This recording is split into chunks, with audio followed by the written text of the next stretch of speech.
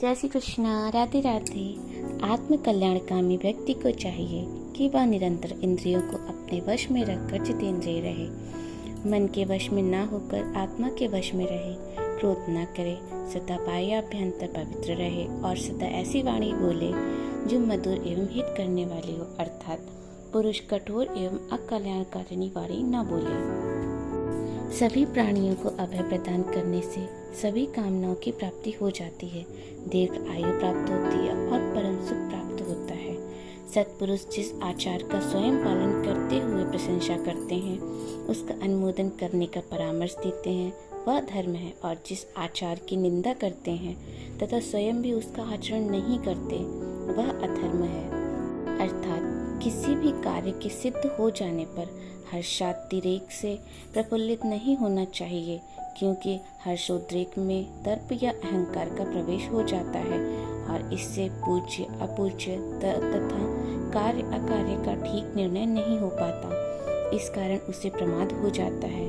ऐसे प्रमत्त एवं तृप्त व्यक्ति के द्वारा धर्म का अतिक्रमण हो जाता है, जिससे इस लोक में तो पतन हो ही जाता है, परलोक में भी नरक की प्राप्ति होती है। अतः नित्य समत्व योग की स्थिति में रहना चाहिए।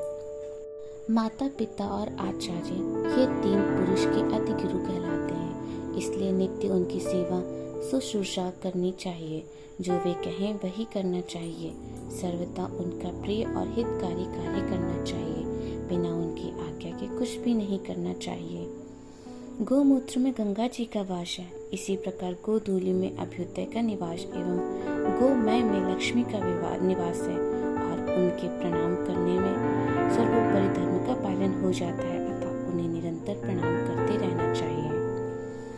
पराई स्त्री को माता के समान, पर द्रव्य को मिट्टी के ढेले के समान और सभी प्राणियों को अपने ही समान जो व्यक्ति देखता है, समझता है, वही वास्तव में सच्चा आत्मदृष्टा है।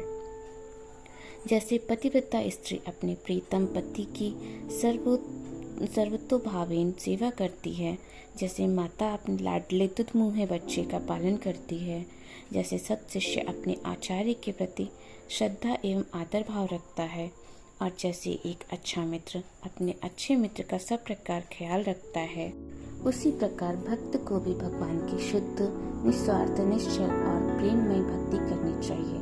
भगवान को ही अपना स्वामी, मित्र, गुरु, माता पिता सब कुछ समझकर उनकी सेवा करनी चाहिए। जो व्यक्ति देवालय या देव प्रतिमा को, सन्यासी को, त्रिदंडी स्वामी को देखकर उन्हें प्रणाम नहीं करता है, वह प्रायश्चित्त का भागी होता है। एक हाथ से अभिवादन कभी नहीं करना चाहिए।